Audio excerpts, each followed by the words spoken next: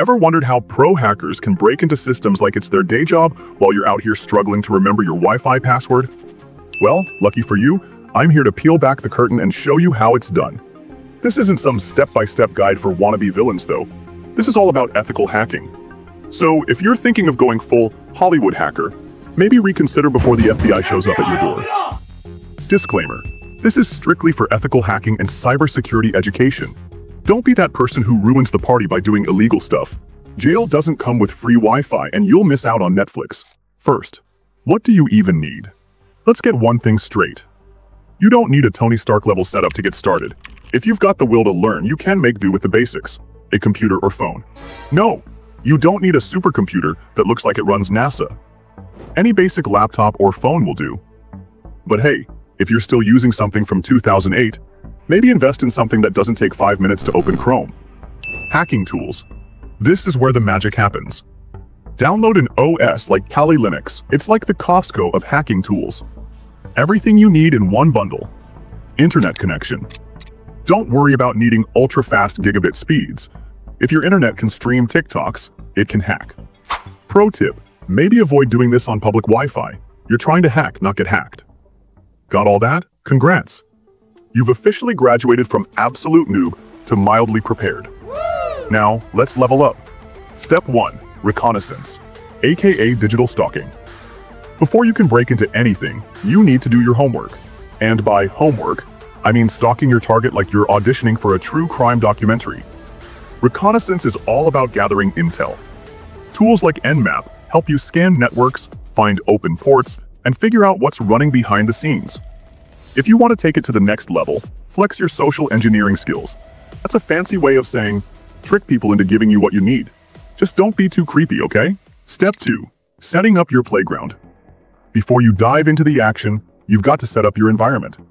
This isn't just about downloading Kali Linux and calling it a day. You need to configure your system properly. Fine-tune your network settings so everything runs smoothly. Check your firewall to make sure it isn't blocking the tools you'll need. Use a VPN or Tor network to stay anonymous, because, let's be honest, you're not exactly James Bond. You're one wrong click away from exposing yourself. Take the time to set things up right. Trust me, you'll look a lot less stupid later. Step 3. Scanning for weaknesses. Now comes the fun part, finding the weak spots. You've got all this juicy intel from Reconnaissance, and now it's time to scan for vulnerabilities. Tools like Nessus or Burp Suite make this super easy, because who wants to do all that manually? These tools will sniff out things like outdated software, misconfigured systems, and embarrassingly weak passwords. Don't rush this part. If you miss something, that's on you. And no one likes a sloppy hacker. Step 4. Exploitation. Showtime. This is where the real hacking happens.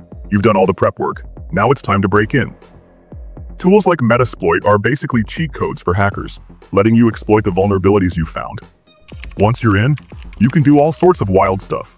Plant backdoors, elevate your privileges, or grab sensitive data.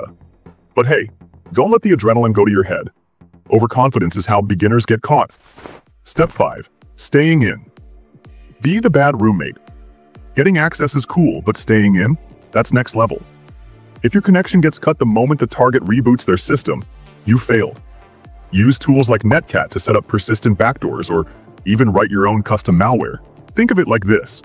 You're a bad roommate who refuses to leave. If they kick you out, make sure you've got a spare key, digitally speaking, of course. Step 6. Clean up your mess. This step separates the rookies from the pros. Once you're done, make sure there's no evidence you were ever there. Clear logs. Use anti-forensic tools. Securely delete files. The goal is to be a ghost. If your activity leaves even a hint of a trail, congrats! You've just earned yourself a starring role in a cybersecurity seminar on what not to do. Bonus pro. Tip: stay humble and keep learning. Hacking isn't about looking cool in a dark hoodie or acting like you're Neo from the Matrix. It's about strategy, patience, and staying ahead of the curve. The best hackers, they never stop learning.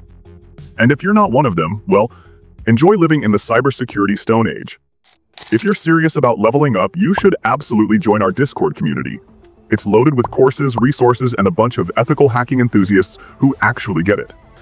Whether you're here to learn, swap tips, or show off, but not in an annoying way, please, we've got a spot for you. Bonus points if you can string together more than 2 coherent sentences. Oh, and while you're at it, subscribe to our newsletter. Why? Because I'll be dropping advanced secret tools, insider tips, and details on upcoming courses that'll blow your mind. Or you could just not subscribe and keep Googling outdated guides from 2013. Your call. So jump into the Discord, sign up for the newsletter, and maybe stop procrastinating for once. Got questions? Want to flex your new skills? Drop them below or hit us up in the server. And remember, hacking is a skill, not a shortcut to impressing people on Reddit. See you in the community, champ.